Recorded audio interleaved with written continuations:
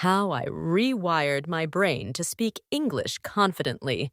Your brain is not your friend, especially when you need it the most.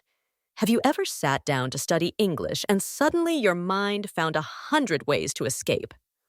The phone buzzes. The fridge looks interesting. The sofa starts calling your name. You say to yourself, I will study after this short break. But the break never ends. It feels familiar, doesn't it?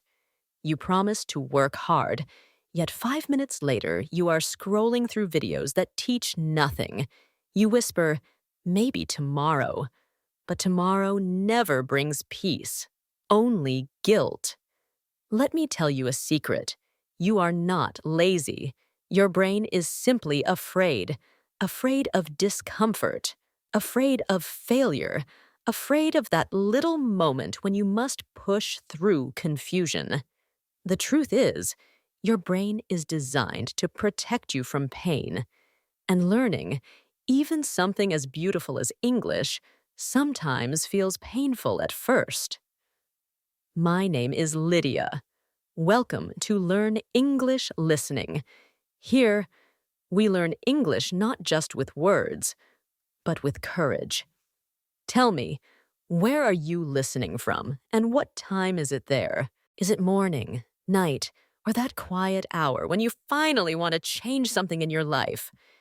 In this video, I will show you how I rewired my own brain to do the hardest thing, to speak English without fear. I did not fight my brain.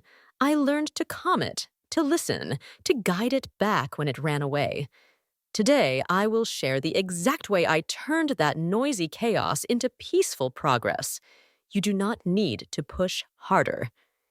You only need to understand how your brain truly works. And once you do, it will follow you wherever you want to go. When I first arrived in England, I could understand many words, but I could not make my mouth move. My teacher asked a simple question, "Where are you from?" My brain froze. My heart raced.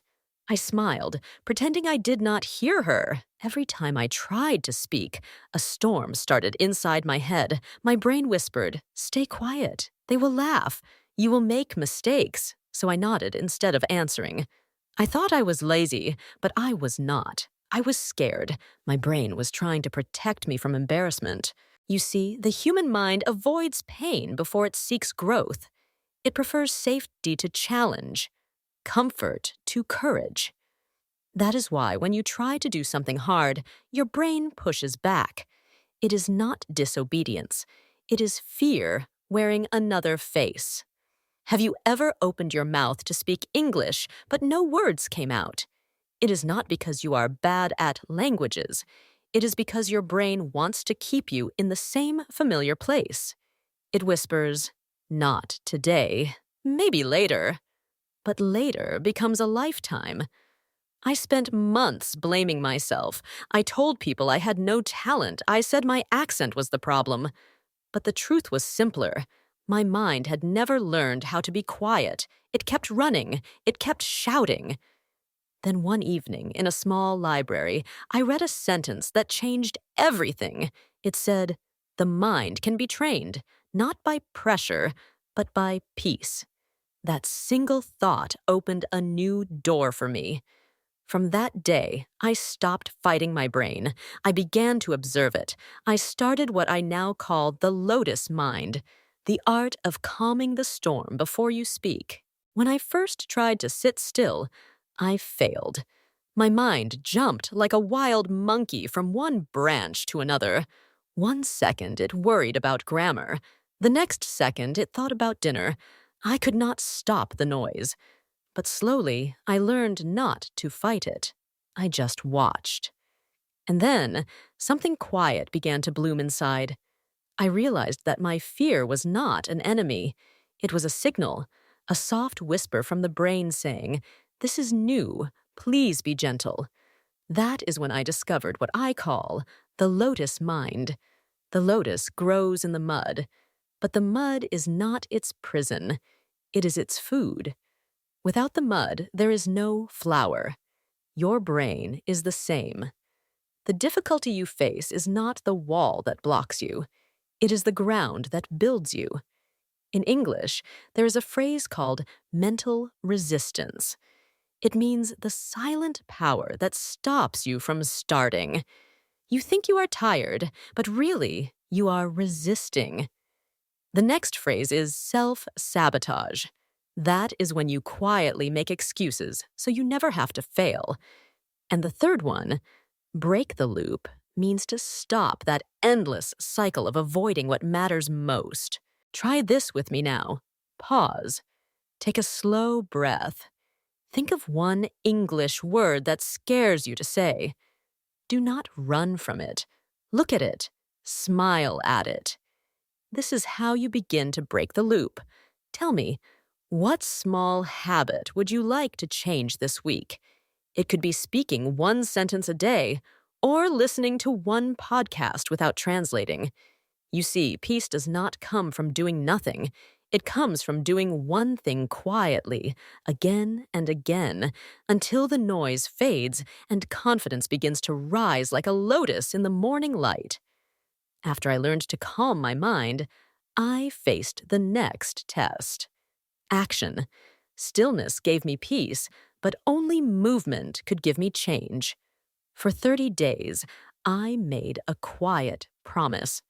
Every morning, before checking my phone, I would stand in front of the mirror and speak 5 sentences in English. Just 5. Simple ones. At first, my voice shook. I hated my accent. I corrected myself too fast. But then I remembered. The lotus does not bloom overnight. So I spoke slowly, with full attention. Some mornings, I said the same sentence 5 times. Other mornings, I created new ones. I did not aim to be perfect. I aimed to be present. There is a phrase in English, show up for yourself. It means to appear, to be there, even when you do not feel ready. Each morning I showed up. My brain no longer controlled me with fear. I began to build a small rhythm, something English learners call flow. To build your flow means to create a natural pace that feels easy and alive. Within a few weeks, I noticed a quiet change. My words did not stumble as often. I started to enjoy the sound of my own voice. And one afternoon, while buying coffee, the barista asked me how my day was. I answered without thinking. No fear, no freeze, just flow. If you could change one thing about how you practice English, what would it be? Maybe it is your morning habit. Maybe it is the way you talk to yourself before you speak. Choose one. Start small. Show up for yourself. That is how calm turns into action, because confidence is not something you wait for. It is something you build, one peaceful step at a time. Learning English was never only about the grammar or vocabulary. It was about learning to be patient. Every time I made a mistake, I felt a sting of shame. But over time, I realized that each mistake was a seed. There is a quiet truth in growth. Progress is invisible before it becomes visible. For weeks, you see nothing. You doubt. You think you are stuck. Then one day, a word comes out smoothly. A sentence sounds natural. You smile and wonder when the change happened. It happened in silence. Every word you learn is a petal. Every failure is a raindrop that feeds it. Even your silence has value. It is preparing you to speak with greater clarity. So if you feel lost right now, remember this. The mud you are standing in is not punishment. It is preparation. It is teaching you to breathe under pressure. To rise slowly, steadily, until your confidence blooms. Do not rush. Do not compare. Every learner blooms at a different hour. What matters is that you keep growing, even when no one sees it. You may feel stuck in the mud today, but that mud is your teacher.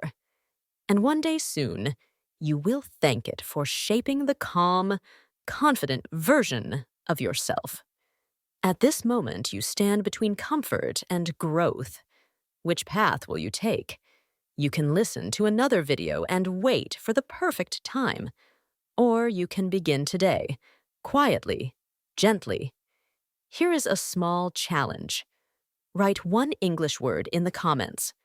The word you are afraid to say, but promise to face this week. When you write it down, you are already breaking the loop. If this message helped you breathe easier, share it with a friend who is still afraid to speak. Remind them that English is not a race. It is a rhythm that begins with one calm breath. We learn faster when we are kind to ourselves. We speak better when we stop shouting inside our minds.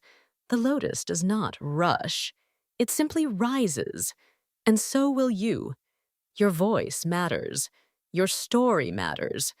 Keep walking with us, one calm word at a time. Subscribe if you want to grow with peace instead of pressure. Together, we will learn English through courage, presence, and heart. Close your eyes for a moment. Picture your own lotus. It is already growing right where you are.